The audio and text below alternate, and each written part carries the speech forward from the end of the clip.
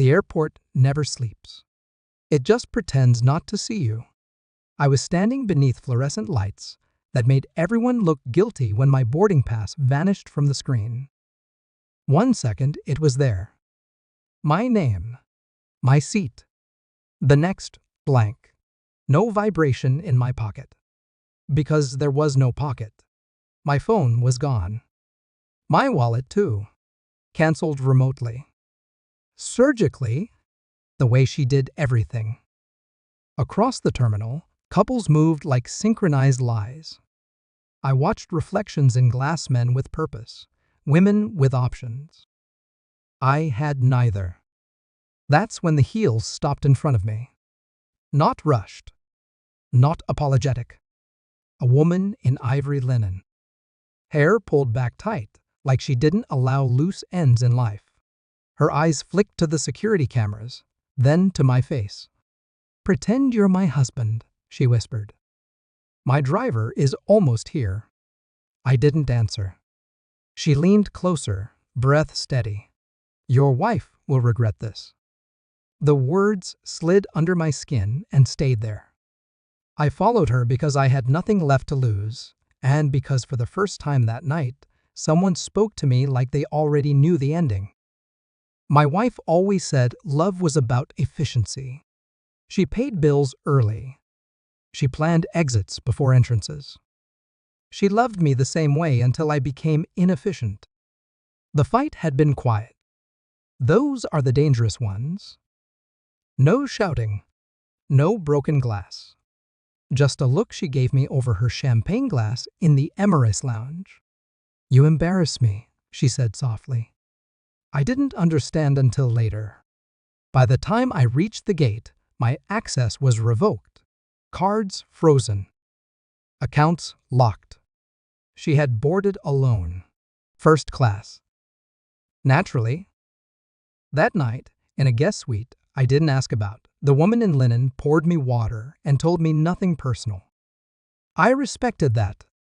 Silence is a language I speak fluently. By morning, fragments aligned. My wife's sudden generosity toward her financial advisor. The way she angled her phone away when texting. The new will draft she'd laughed about. I had been downgraded. From partner to liability. Weeks later, I borrowed a phone. Thanksgiving invitation came from my daughter-in-law. Sharp. Loud. Performative. "If you want to join Thanksgiving, come wash the dishes." She shouted through the speaker, laughter behind her. I said one word.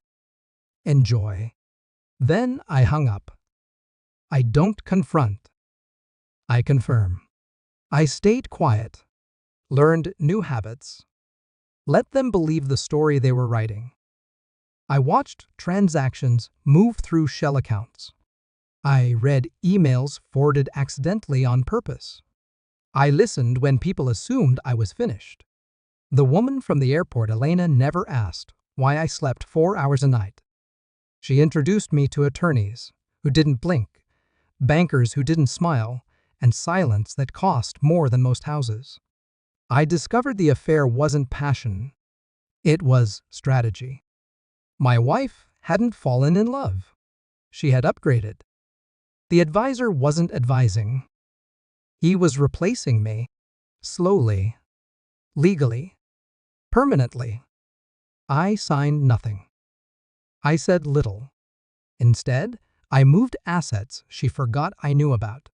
Properties buried under trusts older than our marriage. One villa in Switzerland she dismissed as sentimental. Sentiment is just unguarded value. I let them proceed. The report arrived on thick paper, the kind meant to be held. It listed timelines, transfers, hotel receipts, DNA probabilities from a child I'd been told was premature. Conveniently, I invited her to coffee. Neutral ground, glass walls. No privacy for panic. I slid the folder across the table. She didn't open it at first. She smiled. That's when I knew she hadn't prepared. When she did, the smile fractured. I can explain, she started. I shook my head once. Not angry, just finished. The advisor never showed. He was busy being detained at customs. Accounting irregularities have gravity, she cried, loudly. People stared. I sipped my coffee. The photos went online quietly. Not scandalous, just factual. Snow, stone, glass. A Swiss villa at dawn. My name on the deed. My phone rang. Once. Then again. Then it didn't stop. 71 times. My daughter-in-law. My wife. People who had laughed. I didn't answer. Instead, I forwarded one message. Assets finalized. No further contact necessary. The advisor lost everything.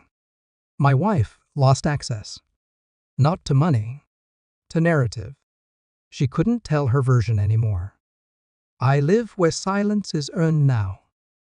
Sometimes I think about the airport. The moment when I had nothing and someone saw value anyway. Betrayal doesn't break you. It reveals the structure underneath. I didn't win. I exited, and that's when the calls finally stopped.